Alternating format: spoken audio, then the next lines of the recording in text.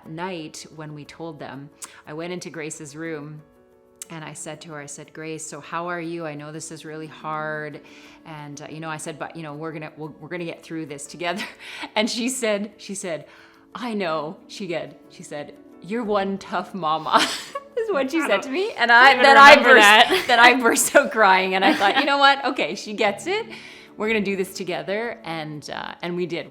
Hello, Ani, Wache. My name is Jennifer David and Tisnakasan. I am of mixed ancestry and I belong to the Chapleau Cree First Nation. That's in Treaty 9 territory in northeastern Ontario. In August of 2019, I happened to notice that the nipple on my left breast was inverted. And I had never seen that before. I didn't know what that was. Then I saw my family doctor and very quickly she got me into the Women's Breast Health Center. I went there, they did a mammogram and then they did an ultrasound right away and they have a doctor on call and the doctor came in and said, we see something. My dad knocks on my door and he's like, we have to go have a conversation in the kitchen. I remember we're sitting on the couch, we have no idea what to expect, and then he's like, your mom has breast cancer. Mom has breast cancer. And in that moment, I was just like, cancer?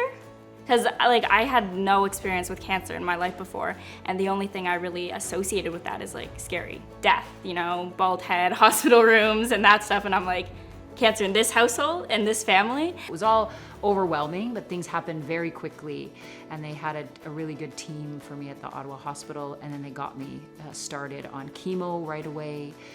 And I had basically 6 rounds of chemo, and then I had a mastectomy after that. I had such an amazing team at the Ottawa Hospital. I'm telling you, they were phenomenal. Nobody wants to join this club. Nobody wants to be on this side of what I saw was a wall, those who have cancer and those who don't.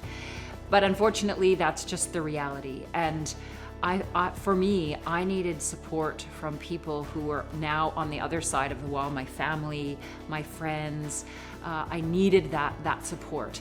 But I also needed support from people who were going through it as well with me. So I joined a support group, and it was a small group of women also with breast cancer. I met 2 particular women through that, and we're still friends today. So over a year and a half later, we still get together once a month. We would, get together for dinner in restaurants. We actually met not that long ago, and after meeting for over a year, one of us, after a couple of hours of conversation, they said, you know what? This is the first time we've met, and not once did we mention cancer. So it was a place for us to be able to talk about our experiences, but now that we've come on the other side, we don't have to talk about it sort of all the time. Sometimes it doesn't feel like your emotions are valid because someone has cancer and you're just along for the ride. But I think it's important to know that you're still valid. What you're feeling is still valid. No matter who you are in the support system, if it's affecting you, it's affecting you. Know that you're not alone. Know that there's a ton of resources out there, but you decide how much you need. Some people want to keep this very private. Some people want everybody to know, but you need to seek out the support that you need. Going through cancer, the medical team really takes care of one part, but you've got to remember the other parts too, and that will help you on your healing journey.